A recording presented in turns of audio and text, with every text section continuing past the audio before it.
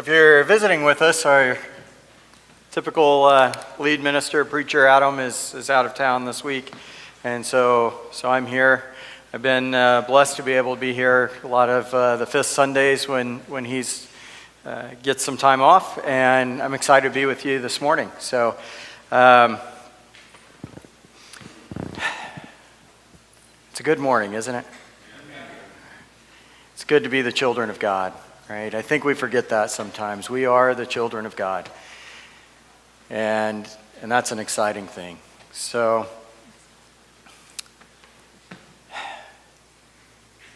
part of today is looking at that testimony that we give, that life that we live as children of God. So I titled it Shattering Expectations, because I think that's a big part of what we see around us. I think expectations, assumptions, right, are our driving force as humans. There's a lot of examples of this, but in your own life, think too, right? What expectations do you have? What are your expectations of church? What are your expectations of the world? What do you expect from others in your day-to-day life? What do you expect when you go to the grocery store? Does it throw you off when they've changed up an aisle and where the yogurt was before, now it's not there anymore, it's somewhere else? Do you have different expectations of your family versus that of strangers? Do you have different expectations of the church versus your coworkers?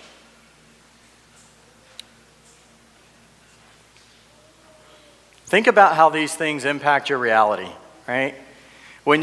Something that seems somewhat small to me when I go to the grocery store and they've moved it around, it frustrates me. I'm a grocery store guy. I love to cook. I love going. I used to spend 2 hours at the grocery store after work on the way home because I love it. I'm a food guy. But when I get there and they move something around, it's odd because sometimes it surprises me and shatters my expectation of where something was going to be, and now they have something entirely new that they never had before, and now I'm excited, I'm happy. Other times I get there and they move something and I have to spend a half hour of my 2 hours that I shouldn't be at the grocery store anyway because my wife's waiting on me at home and looking for the item that I was hoping to find, right? So it's very frustrating. Even small expectations or small things that we expect to be true affect us greatly. There's lots and lots of studies on this, right? There's a whole slew of things around this, right? So one of the most notable, probably that most of you may have heard, right, is the placebo effect, right? This idea and concept that when you're given medication, you can be given a sugar pill, and if a doctor says that this sugar pill will help your headaches, there's a whole lot of people whose headaches go away taking that sugar pill. And they found through research and study that it's the mind over matter or mind over mind type of thing that we've heard, right? That your ability to impact your physical body and your surroundings and your environment are driven heavily by your expectations. There's also the halo effect, the Hawthorne effect, the Pygmalion effect, the Rosenthal effect. All of these effects, all of these studies are based on how your expectation impacts your life and the outcome of a certain situation. Think about even the stock market, right? It's one of the most frustrating things to me when I started learning about the stock market. A company can blow away their previous year's revenues, right? make millions and millions of dollars more than what they did the year before, be extremely profitable, and their stock price goes down because they didn't meet the expectation the market had for their overall success. Right? So they may have made 25% more than they did the year before. They may be 50% more profitable, but analysts thought they were going to be 55% more profitable. And they thought that they would make 30% more than the year over year. And so their stock drops. That happens because there was already a set expectation that didn't get met. Right? So the stock went up based on expectations, and the stock goes down based on missed expectations, none of which necessarily is directly related at all to the actual performance of the company. Right? It's based on our expectation. And so when you look at that in your own life, in our lives, how does that impact us? How can we use this information? How can we be aware of it? How can we see it to help overcome some of this, to help understand when it's a good thing to shatter expectations, when it's going to be a positive thing, when it's going to be a negative, right? You can do something great. My dad gave me advice once that I've taken to heart, and please, it's his advice, it's not my preaching.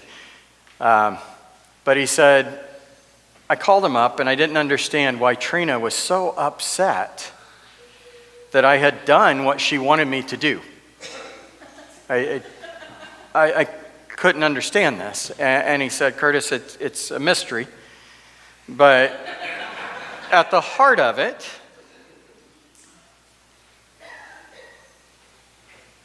it's overwhelming because I'll give you the backstory. I hadn't done what she wanted me to do for some time. I was stubborn, which I can be most of the time, and I didn't want to do whatever it was. I don't even remember what it was at the time. It was something early on in marriage, and so it probably had something to do with dishes or cleaning, or I don't know. I love to cook. I don't like to clean. So, he said, but when you change something without gradually, he didn't say it in quite this way, but without gradually introducing that, right? Even though it was what she wanted, you upset her because you surprised her. You overwhelmed her with something that she wasn't ready for, right? And you can't do that and expect that there won't be some reaction, even if you're doing what she wants you to do. And I've used that a lot now, so when I am stubborn, which is less and less, hopefully as I go along, but probably not, when I've recognized that, now I ease into saying, hey, I know that I've taken this stance for a long time, I know that I've been this way, I'm thinking that maybe you're right. I'm thinking that maybe I should be different, or I'm thinking that I should make this change, or I'm thinking we should make this change, right? And even though I've already decided I'm going to change, I gradually introduce that, right? And that's not unique to Trina. It's not unique to females. It's human nature that we build expectations, we assume things, and it's really hard for us when those expectations aren't met. It's even hard for us when the expectations are exceeded, right? Even in the stock market, when a company exceeds the expectations, sometimes the analysts don't know what to do with that exactly, right? The investors certainly don't. Like, well, does that mean that it's better? Or a lot of times when we exceed the expectation, we assume maybe it's a fluke. When we fail the expectation, we assume, well, that's how it's going to be from now on, or now we make that our assumption and expectation, right?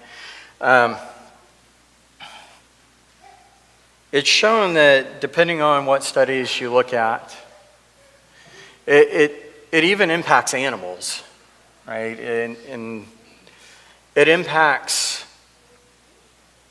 how we view things, it impacts how we're viewed. But these studies show it can impact performance and growth anywhere from 30 to 65%, right? So the Pygmalion effect. It's the idea that when a student is brought and thought that they're going to be better performers, right? These ideas that you say, if I take a group of 20 students and give them to a teacher and say, hey, these are my brightest, greatest, smartest kids, the teacher is going to react differently, and the performance of those kids, even if they scored identical to another group of 20 kids to start with, if I take the other 20 kids and bring them to a teacher and say, hey, these guys are no good, you're going to have a hard time, it's going to be difficult, I don't expect them to learn anything, those control sets of 20 each, the ones that were highlighted as genius and smart to start with, will ultimately perform better because the teacher's expectations are different. Right, the way that they approach it, and this was shown in rats. They took an experiment, right, where to take the whole idea of dual human interaction out of it, they took a group of rats that were all from the same strain, and they took them to researchers, and they said, this group of rats is smart, they're intelligent, they're the smartest rats we've seen, we want you to teach them how to do a maze. They took another group of that same sibling group to researchers and said, these rats, I don't know what the deal is, they just don't got it. They're not smart. They can't seem to do anything. The rats that were presented as intelligent and genius could learn to run the maze on the first day and learn better and better along the way, and the other rats had a hard time ever learning to run the maze because of the researchers' expectations of how those rats would perform. Right?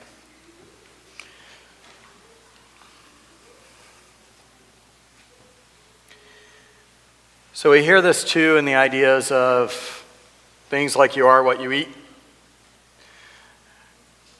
Some of these corollaries even come from some of this, right? You are what you expect to be. You are what you expect of yourself.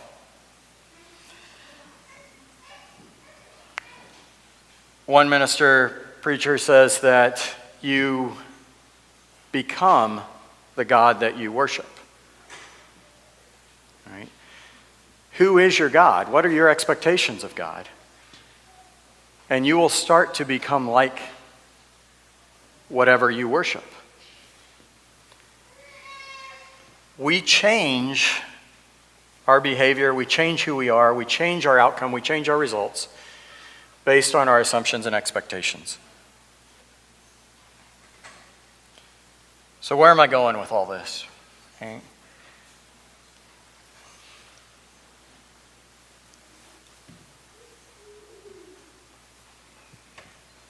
What is our expectation of one another in this body? What do you think the expectation of the community around us is? Of the church, of North Point specifically? That will impact how we relate to one another, how others relate to us, and how we relate to them, right? What is your expectation of the community around you? How do you see the rest of the world? How do you see the lost? How do you see those that you think aren't part of the body at this point? It will change how you react to them.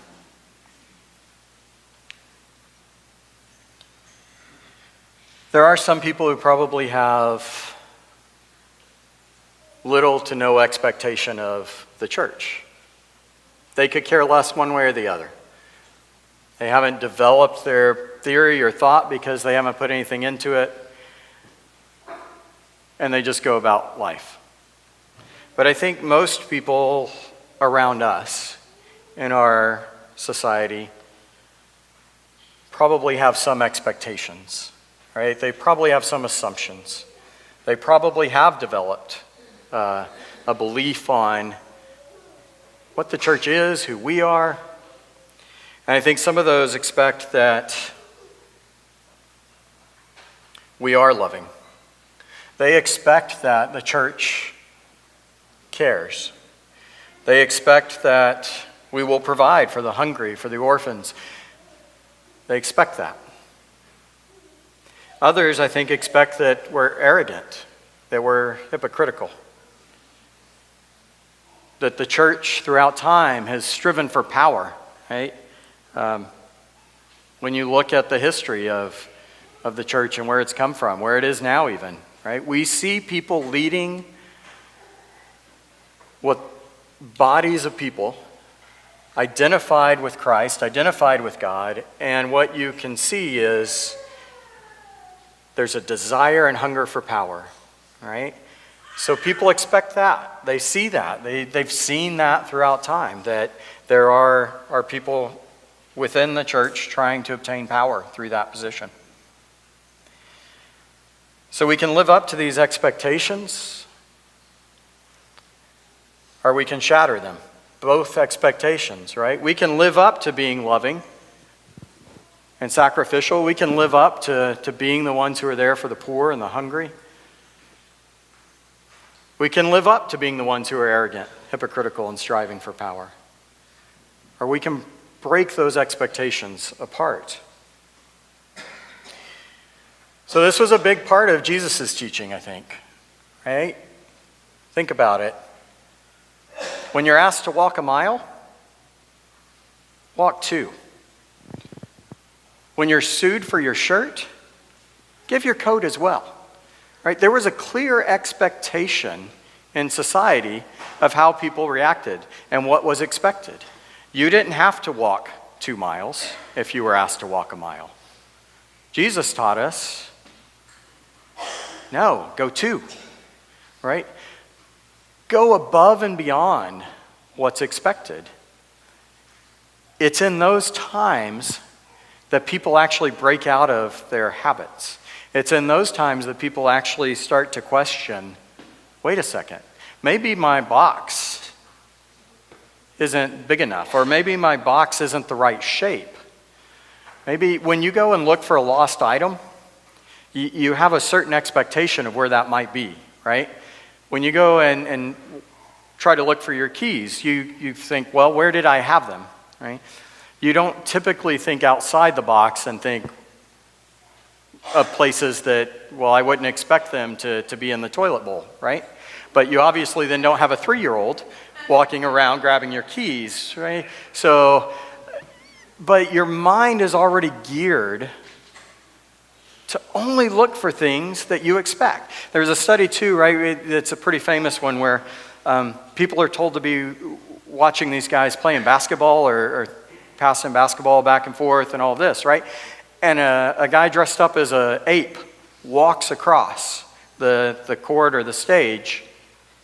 Afterwards, most of the audience never saw a guy in an ape costume walking across the stage. They don't remember it. They don't recall it. They didn't expect it. They weren't looking for it. Our mind filters those things out, right? So when we change or break or shatter the expectation, that's when we start questioning. That's when we start going, wait a second, something is different here.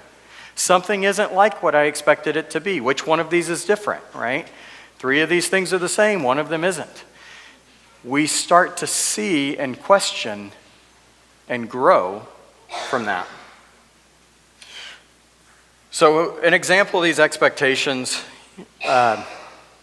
we had was when I was at another congregation, a fairly large place with quite a bit of funds and money.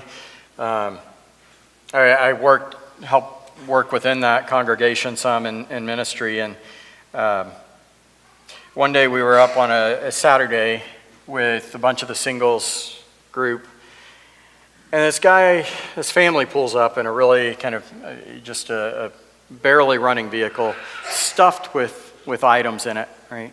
And this guy gets out. He's probably, I would guess, about 22 years old, right?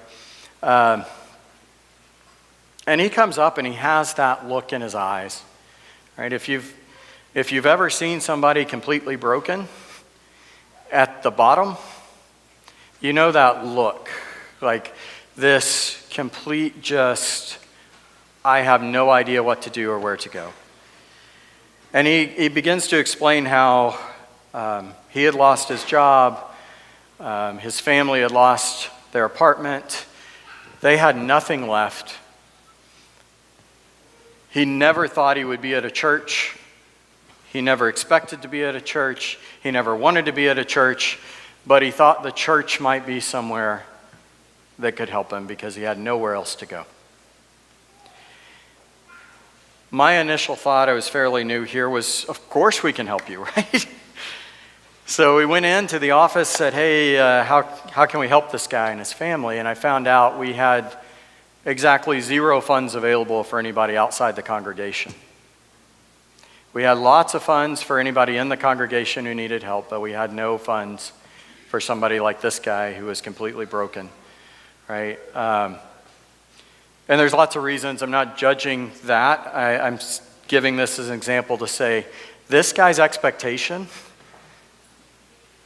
aside from everything that he didn't like about wanting to be a church or thinking about God or wanting to be a Christian, he believed the church would help him when he was at his worst, when he was at his lowest spot he'd ever been in his life. And we shattered that expectation. We said, we have nothing for you. Now, we went on to help through other ways and things, so he was taken care of, but not from where he expected to be, right? When I was younger, actually throughout all of my life, from the time I lived on my own or with roommates, I always left my doors unlocked. My doors were always open, always unlocked. And people that were at church with me, people that were coworkers, people that were friends knew if you need a place to stay, if you need a place to go take a nap, if you need something to eat, right, just go raid Curtis's apartment. It's fine, don't worry about it. So there I had times I'd come home and there was some guy in the living room that was getting ready for bed. He had pulled out the sleeper sofa. And I walk in the door, and this guy clearly expected a problem when I came in the door, because he said, hey, your roommate said it was okay. He told me, Johnny said it was good to come here. I'm not trying to do anything wrong, man. I'll leave if you want me. His expectation, which made me question, why did you think it was okay to come here in the first place, and now you're scared to death that I got home? But his expectation was maybe he had been lied to, or maybe I wasn't as welcoming, maybe it wasn't a place that he could find a refuge, right? And instead, I started cooking dinner, and we sat down, we ate dinner together, and then he slept the night there and went on. Shattering these expectations, negative and positive, is what will cause people to say, what's different? Why is this the way it is? I think, though, for us, part of what we look at, right, is, as we saw in the experiments, this impacts the observers as well. So when we look at it and say, those researchers that were studying the rats, it was their problem, right? It was not the rats' issue, it was the researchers.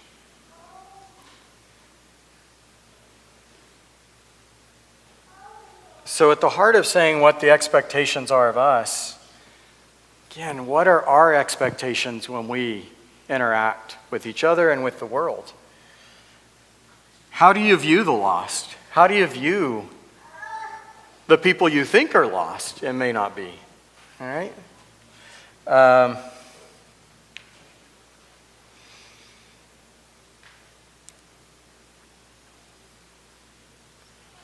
When you look at Jesus' ministry, when you look at his life, right, how did he view people? What did he expect of them?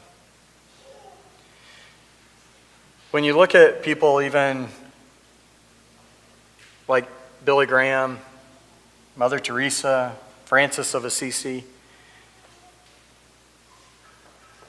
These are people that across religions, Catholicism, Buddhist, Protestants, have respect for these names.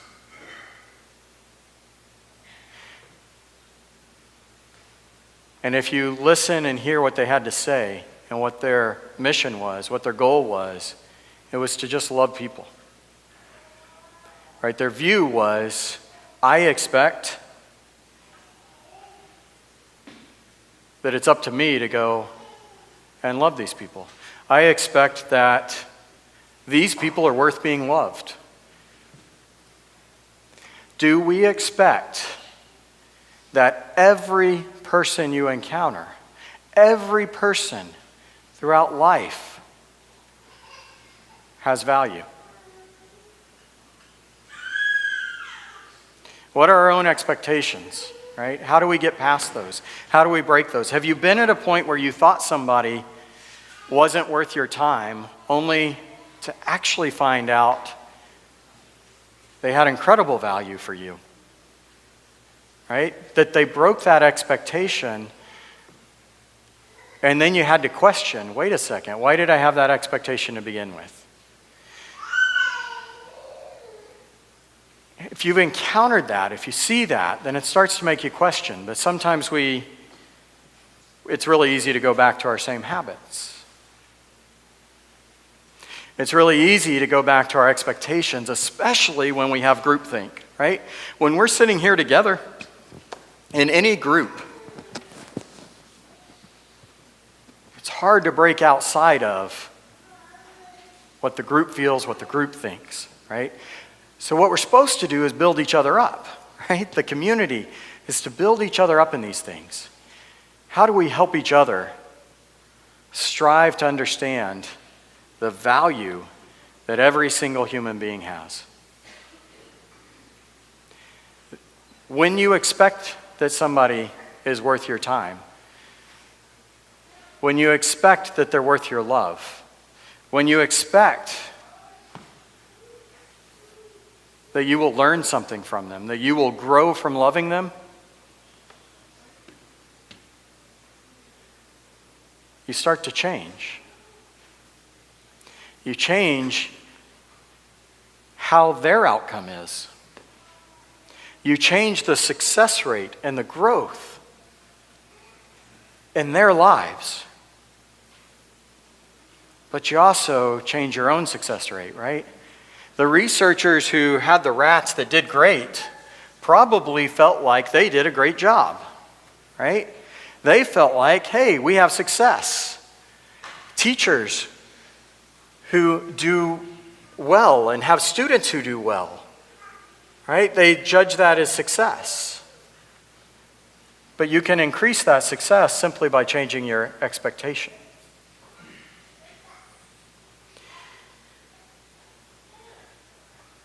So, with that, there are groups out in the world that hands down do a better job loving people at times than some of the body of Christ. There are groups out there that are feeding people, clothing the naked, providing for the orphans, the widows, in a way that puts some of the body of Christ to shame.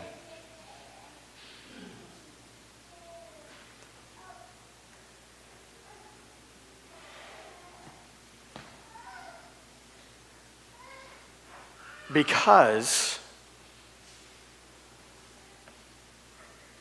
they view those people as worth it. They view the world around them as being worth their time and their money and their effort.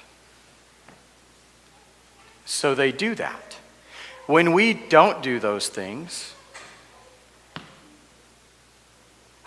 it's our testimony, whether we like it or not, of the God we serve. It's our testimony of what value we think people have.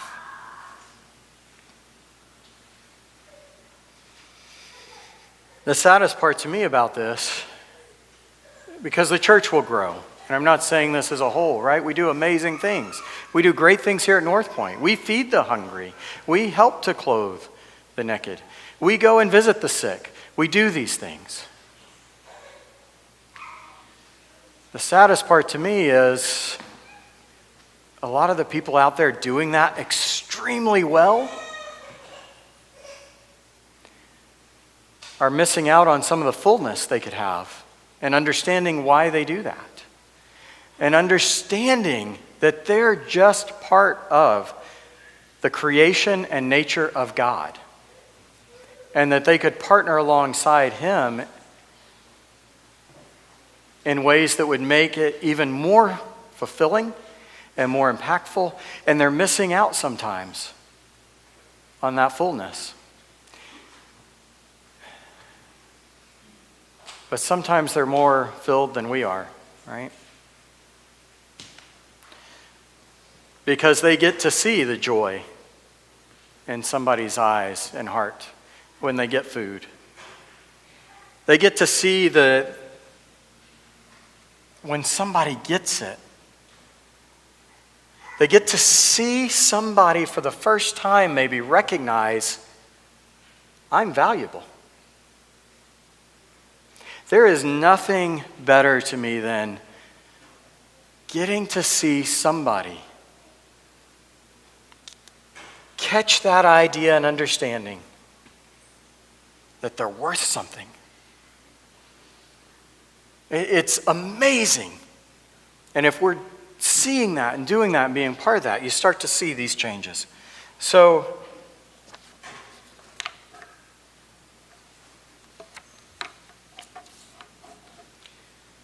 I would challenge us to say in this, changing those expectations is driving towards a conversation of love. Changing our discussion, our conversation, our expectations from what should we look like, what should we be, what should we do, to how do we live in relationship with one another? How do we live in relationship with God? What are your experiences with God? Who is God? What has He done in your life?